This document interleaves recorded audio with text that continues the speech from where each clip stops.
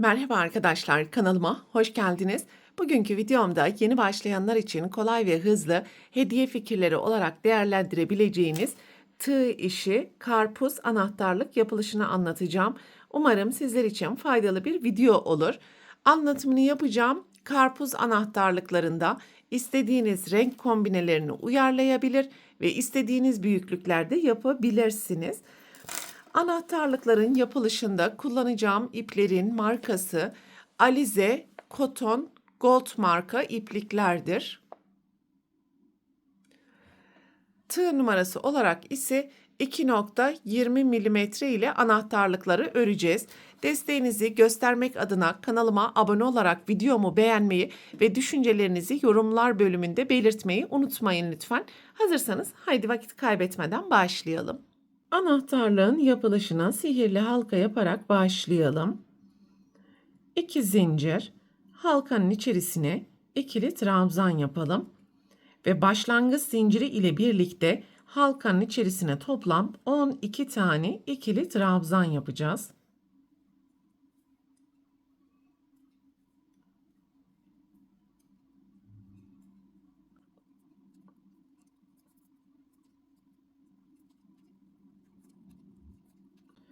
12 ikili trabzanı yaptıktan sonra sihirli halkanın ipini sıkıştıralım ve ilk zincirin tepesine kayma dikişi yaparak sırayı tamamlayalım. 2 zincir, kayma dikişini yapmış olduğumuz boşluğa ikili trabzan, sonraki trabzanın tepesine 2 ikili trabzan,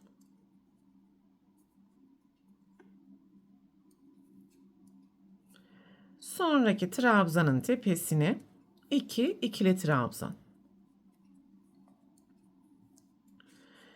Ve alt sırada yapmış olduğumuz 12 adet ikili trabzanın her birinin tepesine çift trabzan yaparak toplam 24 tane ikili trabzan elde edelim. Sıranın sonuna geldiğimiz zaman ilk zincirin tepesine kayma dikişi yaparak sırayı tamamlayalım. 2 zincir, aynı boşluğun içerisine ikili trabzan, sonraki trabzanın tepesine bir ikili trabzan, sonraki trabzanın tepesine 2 ikili trabzan, sonraki trabzanın tepesine bir trabzan ve bu şekilde çift tek ikili trabzan yaparak toplam 36 tane ikili trabzan elde edelim. Sıranın sonuna geldiğimiz zaman ilk zincirin tepesine kayma dikişi yapalım ve bir zincir yaptıktan sonra ipi keserek beyaz renk ile devam edelim.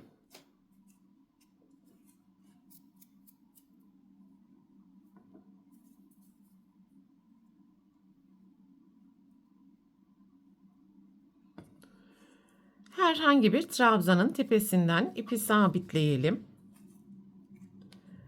2 zincir, aynı boşluğun içerisine ikili trabzan yapalım. Yan yana 2 ikili trabzan.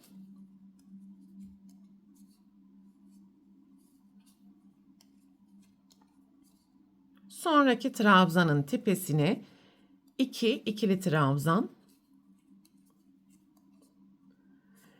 Yan yana 2 trabzan.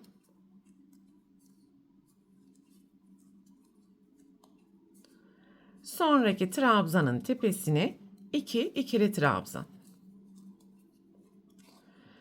Ve sıra sonuna kadar çift, 2 tek, çift, 2 tek yaparak 4. sırada toplam 48 tane ikili trabzan elde edelim. Sıranın sonuna geldiğimiz zaman ilk zincirin tepesine kayma dikiş yaparak sırayı tamamlayalım ve bir zincir yaptıktan sonra ipi keserek koyu yeşil renk ile devam edeceğiz.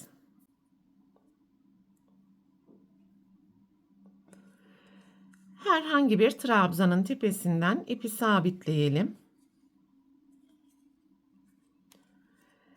2 zincir, aynı boşluğun içerisine ikili trabzan yapalım. Yan yana 3 tane ikili trabzan.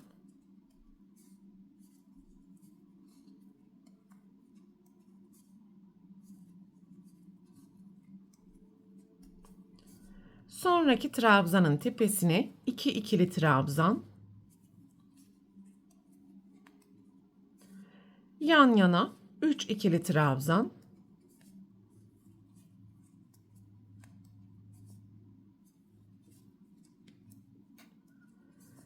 Sonraki trabzanın tepesine 2 ikili trabzan. Ve sıra sonuna gelene kadar çift, 3 tek, çift, 3 tek yaparak 5. sırada toplam 60 tane ikili trabzan elde edelim. Sıranın sonuna geldiğimiz zaman ilk zincirin tepesine kayma dikişi yapalım ve bir zincir yaptıktan sonra ipi keserek açık yeşil renk ile son 6. sırayı yapalım.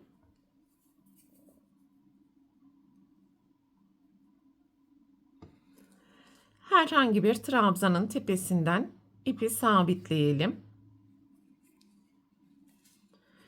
Bir zincir ve sonraki trabzanın tepesinden başlayarak sıra sonuna kadar alt sırada yapmış olduğumuz 60 adet ikili trabzanın her birinin tepesine sık iğne yaparak toplam yan yana 60 tane sık iğne yapalım.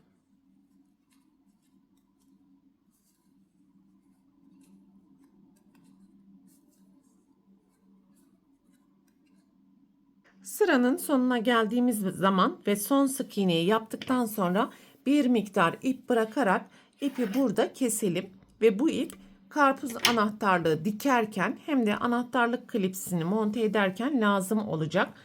Ve burada ilk yapmış olduğumuz ilmeğin tepesinden gizli birleştirme yapalım.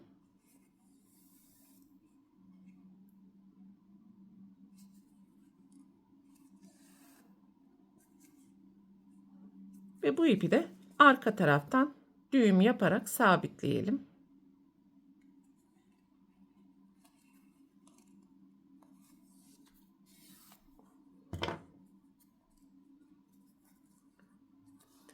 Evet, şimdi ikinci aşama olarak karpuz dilimlerinin üzerindeki bu çekirdek görüntüsünü verebilmek için siyah ip ve iğne yardımıyla çizgi desenlerini oluşturacağız. Ve buradaki çizgi desenlerini yaparken ilk 3 sırada yapmış olduğumuz pembe renk üzerinden çalışacağız. 3. sıradaki trabzanın şöyle üst noktasından iğneyi geçirelim ve arkada bir miktar ip bırakalım. Trabzanı yapmış olduğumuz boşluğun içerisinden tekrar iğneyi geçirelim.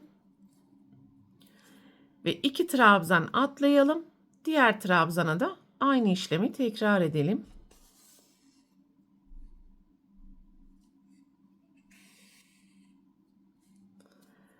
Tekrar 2 trabzan atlayalım ve sonraki trabzana aynı işlemi tekrar edelim. Daha sık çekirdek görüntüleri istiyorsanız arada bir trabzan bırakabilir ya da daha geniş görüntü elde etmek isterseniz de 3 trabzan atlayarak bu siyah dikişleri yapabilirsiniz arkadaşlar.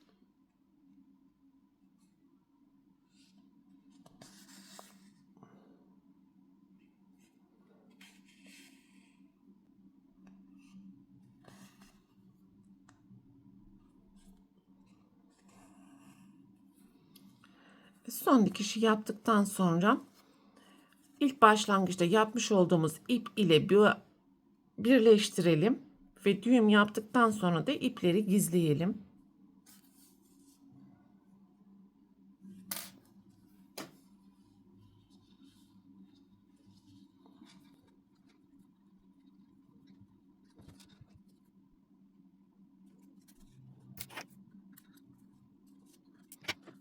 Evet, şimdi karpuz dilimi görüntüsünü vermek için parçayı ikiye katlayalım. Burada bitiş noktamızın üst kısma gelmesine özellikle dikkat edelim. Ve tekrar iğneye takarak aşağıya doğru dikmeye başlayacağız.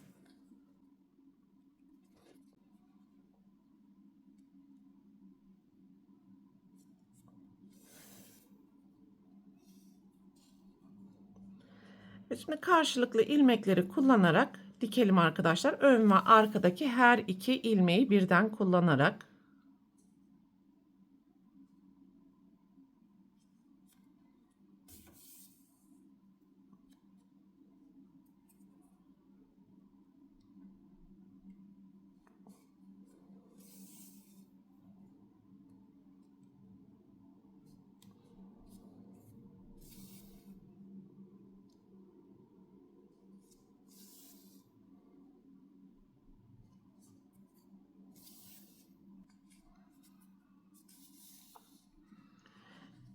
küçük bir alan kalana kadar bu şekilde dikme işlemini gerçekleştirdik ve bu alandan elyaf dolgusunu yapalım.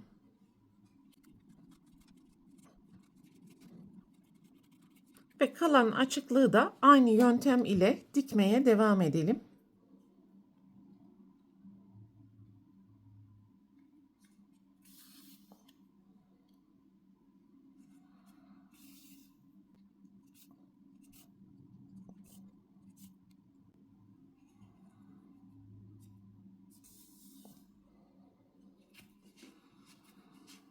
Evet, son dikişte attıktan sonra uçta kalan noktaya doğru elyafları birazcık çıkartalım ve eşit oranda dağıtalım.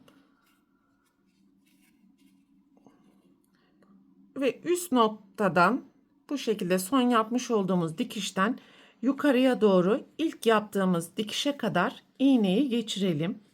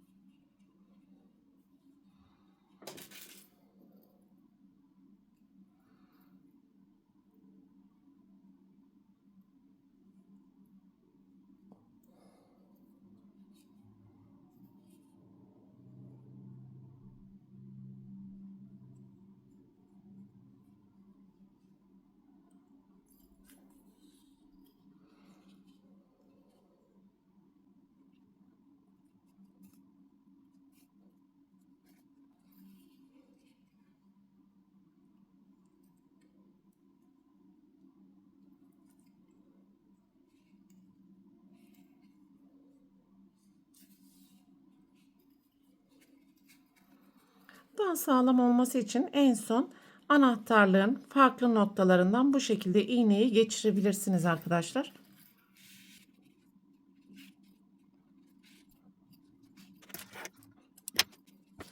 Evet, böylelikle anahtarlığın tüm yapılış aşamalarını tamamlamış olduk. Bu videoda anlatacaklarım bunlardan ibaretti. Umarım sizler için faydalı bir video olmuştur. Sonraki eğitim videosunda görüşene dek lütfen kanalıma abone olarak videomu beğenmeyi ve sevdiklerinizle paylaşmayı unutmayın. Hoşça kalın.